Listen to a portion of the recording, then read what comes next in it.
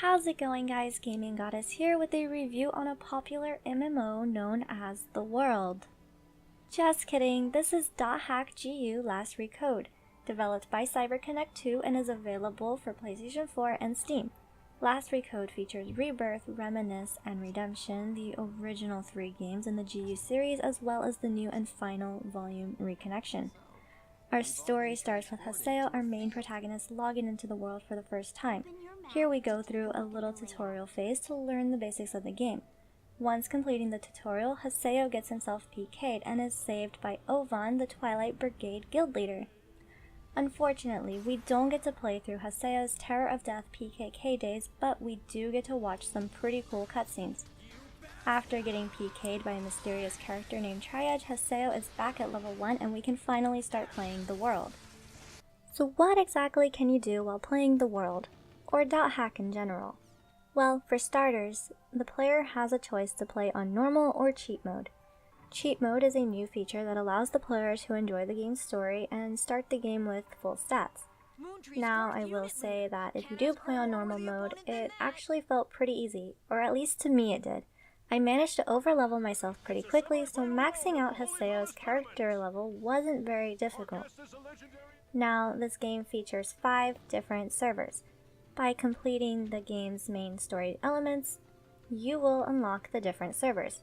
Delta Eternal City Mak Anu will be the first available town and has a mercenary, alchemy, and harbor district.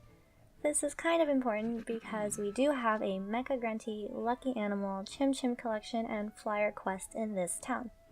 These are optional quests, there's no requirement to complete, but you can get some pretty cool items as well as trophies.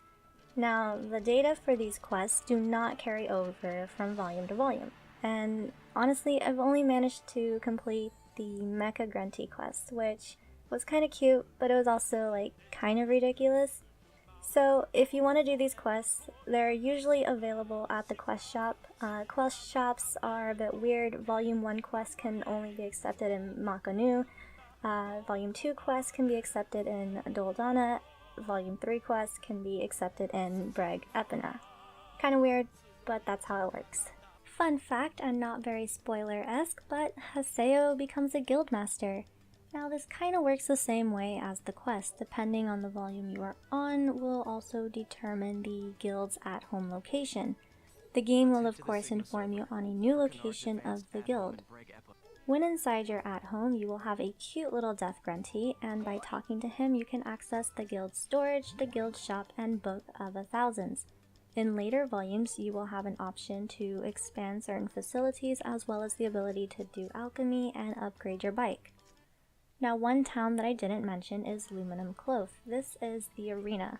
Haseo can become the Arena Palace Champion and Emperor. This is part of the game's story, but you can also freely visit the arena and take part in limited and survival battles. Now, you're probably wondering, with all these towns, how exactly do we travel to them? Well, my good friend, that's what the Chaos Gate's for. Chaos Gates, of course, aren't only used from traveling from town to town, but we can also travel to different types of dungeons. Dungeons include any of the bookmarked locations that are found in forums or gained throughout story progression. You can also input random words yourself, or you can just select the random option. Fields and dungeons are separated by certain words, as well as the number and type of monster. Each dungeon will either have a certain mission, whether it's a boss mission or a treasure mission. Once you have your keywords in, you will teleport to your location. Enemies will roam in select locations, usually blocking a bridge or a chest or some type of entrance. If the enemy spots you, of course a battle will start, or you can perform a surprise attack which gives you an advantage on the enemy. This takes us into our battle system. Battles are pretty easy to get the hang of. .hack features a real-time battle system. The player controls Haseo and uses the X button to use a basic attack. The player can also use skills and items.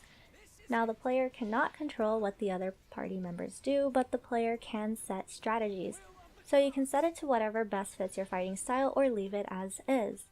Skill triggers are pretty helpful, especially when you can pull off a Rengeki. Doing this will increase the morals as well as the party's affection towards Haseo. Once the morals reach max, the player can perform a beast awakening. Last, we have the desktop. Here we can check emails, the news, and read the forums. The player will be able to respond to some of the emails, and by saying the right thing, the player can raise the affection with the character who sent the email. Forums are pretty cool because there's some story bits, area words, and wallpaper images. Lastly, we have Crimson Verses. This feature isn't available until Volume 2, and at first I honestly didn't understand how it worked. So you basically select 4 cards to be in your deck. With those 4 cards, you can then participate in the battle part, though you don't actually do anything, you just leave it and come back to it later. This wasn't the most exciting thing for me, and again, it did take some time to figure it out, but by combining certain cards, you can get some bonus effects. So let's now take a look at the game's graphics and audio. First off, the graphics for the first 3 volumes are pretty much the same, but in HD quality. There are a few minor clipping textures, but other than that, it looks pretty good. Volume 4 Reconnection looks like the first set of games when it comes to the general game graphics, but the cutscenes on the other hand look so amazing. We are given some clean, smooth, and really pretty CG anime graphics. It looks like an actual anime, and I love it. I have the PlayStation 4 version of the game, and it's only 1080p at 60 frames per second, but even for that, it still looked beautiful. Now, if you play it on PC, you can get the full-on 4K quality at 60 frames per second, and that's actually pretty cool. As for the game's audio, the soundtrack is good, the voice acting is good, but there is one thing that I noticed about the PlayStation 4 version of the game. During some of the dialogue cutscenes, the character's audio will be cut off. I don't know why this happens, but it's a pretty weird glitch. That concludes the review. Let's now take a look at the pros and cons based on my opinion. First, some pros would include every volume in the GU series is on one disc. Now, that's actually really cool. The game's story is really good. I was really surprised. I had only ever played the first volume, so I wasn't really sure if I would have liked it or not, and to tell you the truth, I enjoyed it a lot. The graphics are really nice in the HD quality, and I personally think that it aged pretty well. Plus, the new 4th volume has the super amazing anime CG type of graphics. The soundtrack is really good, the voice acting is also really good, and to top it all off, you can marry your favorite character in the game. As for the cons, the game felt a little too easy for just playing it on normal. I think a hard mode would have been a nice touch. The voice audio will glitch out, and there's some minor clipping. Overall, .hack GU Last Recode was a really fun game, and in a way, I'm actually really happy that I waited to finish the series off. Some of you might not know this, but I do have a review of Rebirth on my channel. It's actually kind of embarrassing, but the original idea was to review the games individually like I did with Infection, Mutation, Outbreak, and Quarantine. This game has a really good story, and honestly, there was nothing dull about it. The player gets to watch Haseo grow from this angry kid out for revenge to a respectable player that everyone loves. He makes friends along the way who only want to help him uncover the secrets of Tri-Edge. Plus, leveling up in this game wasn't very difficult. As I mentioned before, I was super over-leveled by the time I started doing the arena battles.